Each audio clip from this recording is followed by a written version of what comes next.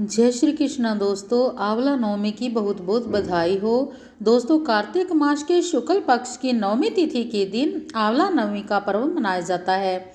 इसका नाम अक्षय नवमी, धात्री नवमी और कुष्मांड नवमी भी है। इस बार यह 12 नवंबर 2021 शुक्रवार को मनाया जाएगा। शुभ मुहूर्त जान लेते हैं। दोस्तों, 12 नवंबर 2021 में आंवला नवमी का त्यौहार मनाया जाएगा।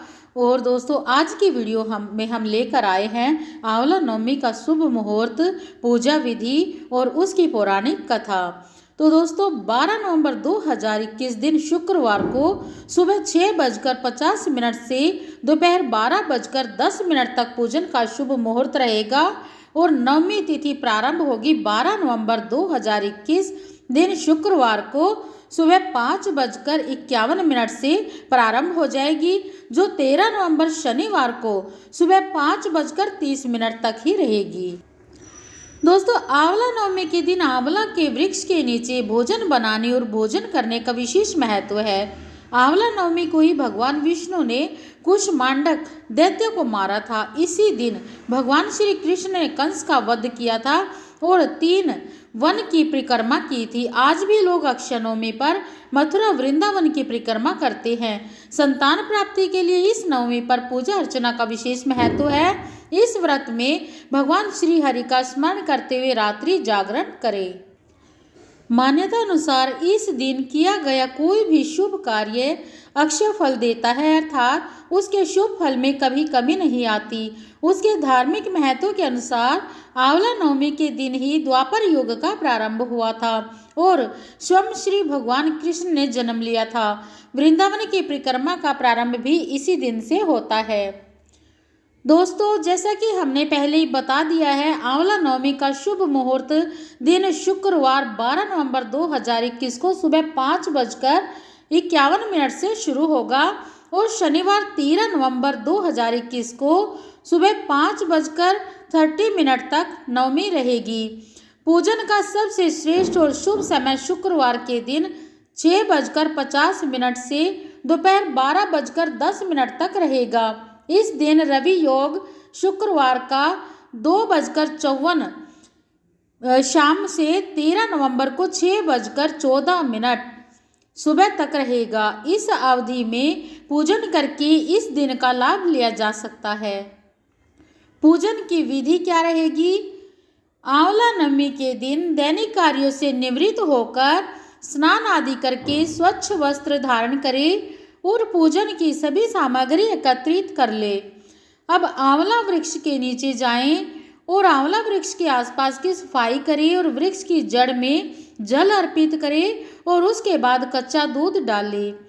तत्पश्चात पूजन सामग्रियों से आंवला वृक्ष का पूजन करके उसके तने पर कच्चा सूत अथवा मोली 8 परिक्रमा करते हुए लपेटें और कई स्थान पर तो 108 परिक्रमा करने का भी विधान है। आप भी 108 परिक्रमा भी कर सकते हैं। अब कपूर अथवा घी का दीपक जलाकर आरती करें और आंवला नवमी कथा सुने या पढ़े और दूसरों को भी सुनाएं। इसके बाद सुख समृद्धि की कामना करते हुए वृक्ष के नीचे ही बैठकर भोजन करें। आंवला नवमी की कथा क्या है? आंवल्या राजा की यह विशेष कथा है जो सबसे प्रमाणित और सच्ची कथा है। आंवला नवमी की कथा व्रत के समय कहीं और सुनी जाती है। यहाँ पर यह कथा सुनी भी जाती है और सुनाई भी जाती है। नवमी पर इस कथा का विशेष महत्व होता है। कथा इस प्रकार से है। एक राजा था, उसका प्रण था कि वह रोज 1.25 मन आंवले दान करके ही खाना खाता था। इससे उसका नाम आंवल्या राजा पड़ गया। एक दिन उसके बेटे बहू ने सोचा कि राजा इतने सारे आंवले रोजाना दान करते हैं, इस प्रकार तो एक दिन सारा खजाना खाली हो जाएगा। इसलिए बेटे ने राजा से कहा कि उसे इस तरह दान करना बंद कर देना चाहिए। बेटे की बात सुनकर राजा को बहुत दुख हुआ और राजा रानी महल छोड़कर बियाबान जंगल में जाकर रहने लगे। राजा रानी आंवला दान नहीं कर पाए और प्रण के कारण कुछ खाया भी नहीं। जब भूखे प्यासे 7 दिन हो गए तब भगवान ने सोचा कि यदि मैंने इसका प्रण नहीं रखा, इसका सत नहीं रखा तो इनका विश्वास चला जाएगा। इसलिए भगवान ने जंगल में ही महल, राज्य और बाग बगीचे सब बना दिए और ढेरों आंवले के पेड़ लगा दिए। सुबह जब राजा रानी उठे तो देखा कि जंगल में उनके राज्य से भी दुगना राज्य बसा हुआ है। राजा रानी से कहने लगे, रानी देख, कहते हैं ना, सत मत छोड़ो सूरमा, सत छोड़े आपत जाए, सत की छोड़ी लक्ष्मी फिर मिलेगी आए। आओ नहा धोकर आंवले दान करे और भोजन करे। राजा रानी ने आंवले दान करके भोजन किया और खुशी खुशी जंगल में रहने लगे। उधर आंवला देवता का अपमान करने व माता पिता से बुरा व्यवहार करने के कारण बेटे बहू के बहुत ही बुरे दिन आ गए। उनका राज्य दुश्मनों ने छीन लिया और वे दाने दाने को मोहताज हो गए और काम ढूंढते ढूंढते एक दिन वे अपने पिता के राज्य में ही आ पहुँचे। उनके हालात इतने बिगड़े हुए थे कि पिता ने उन्हें बिना पहचाने ही काम पर रख लिया।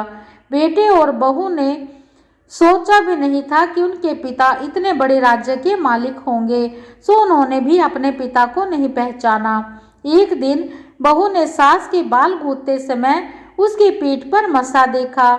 उसे यह देखकर रोना आ गया और उसे अपनी सास की याद आ गई और यह सोचते सोचते उसकी आंखों से आंसू गिर गया।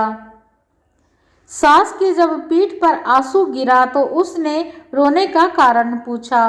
बहू ने कहा कि मेरी सास के पीठ पर भी ऐसा ही मस्सा था और हमने उसे आंवले यह सोचकर दान करने से मना कर दिया कि हमारा धन नष्ट हो जाएगा और वे नाराज होकर कहीं चले गए, आज पता नहीं कहाँ होंगे। यह सोचकर बहू को रोना आने लगा और आंसू टपक टपक कर सास की पीठ पर गिरने लगे। इस तरह सास ने अपनी सारी कहानी बहू को सुनाई और बहू ने अपनी सारी व्यथा अपनी सास को सुनाई और तब से रानी ने उन्हें पहचान लिया और सारा हाल कह सुनाया। अपने बेटे बहू को समझाया कि दान करने से धन कम नहीं होता बल्कि बढ़ता है। हे भगवान, जैसा राजा रानी का सत रखा वैसा सबका सत रखना, कहते सुनते सारे परिवार का सत रखना। आंवला नवमी की एक दूसरी कथा भी आती है जो शंकराचार्य और एक बुढ़िया की कथा है। इस कथा के अनुसार एक बार जगत गुरु आदि शंकराचार्य भिक्षा मांगने एक कुटिया के सामने रुके। वहां एक बूढ़ी औरत रहती थी जो अत्यंत गरीबी और दयनीय स्थिति में थी। शंकराचार्य की आवाज सुनकर वह बूढ़ी औरत बाहर आई। उसके हाथ में एक सूखा आंवला था। वह बोली, महात्मन, मेरे पास इस सूखे आंवले के सिवाय कुछ नहीं है जो आपको भिक्षा में दे सकूं। शंकराचार्य को उसकी स्थिति पर दया आ गई और उन्होंने उसी समय उसकी मदद करने का प्रण लिया। उन्होंने अपनी आंखें बंद की और मंत्र रूपी 22 श्लोक बोले। ये 22 श्लोक कनकधारा स्त्रोत के श्लोक थे। माँ लक्ष्मी ने दिव्य दर्शन दिए और इससे प्रसन्न होकर माँ लक्ष्मी ने उन्हें दिव्य दर्शन दिए और कहा कि शंकराचार्य, इस औरत ने अपने पूर्व जन्म में कोई भी वस्तु दान नहीं की। यह अत्यंत कंजूस थी और मजबूरी वश कभी किसी को दान देना भी इसने अच्छा नहीं समझा और अगर देती थी तो यह कुछ न कुछ विघन डालकर ही मजबूरी वश देती थी। यह बुरे मन से ही दान किया करती थी, इसलिए इस जन्म में इसकी यह हालत हुई है। यह अपने कर्मों का फल भोग रही है, इसलिए मैं इसकी कोई सहायता नहीं कर सकती। शंकराचार्य ने देवी लक्ष्मी की बात सुनकर कहा, हे महालक्ष्मी, इसने पूर्व जन्म में अवश्य दान धर्म नहीं किया है, लेकिन इस जन्म में इसने पूर्ण श्रद्धा से मुझे यह सूखा आंवला भेंट किया है। इसके घर में कुछ नहीं होते हुए भी इसने यह मुझे सौंप दिया है। इस समय इसके पास यही इसकी सबसे बड़ी पूंजी है। क्या इतना भेंट करना पर्याप्त नहीं है? शंकराचार्य की इस बात से देवी लक्ष्मी प्रसन्न हुई और उसी समय उन्होंने गरीब महिला की कुटिया में स्वर्ण के आंवलों की वर्षा कर दी। हे विष्णु भगवान, हे महालक्ष्मी, जिस प्रकार बुढ़िया की कुटिया में सोने के आंवलों की वर्षा की, इसी तरह सभी कहने और सुनने वालों के भी कुटिया में सोने के आंवलों की वर्षा करना, सबको स्वस्थ रखना, सुखी रखना।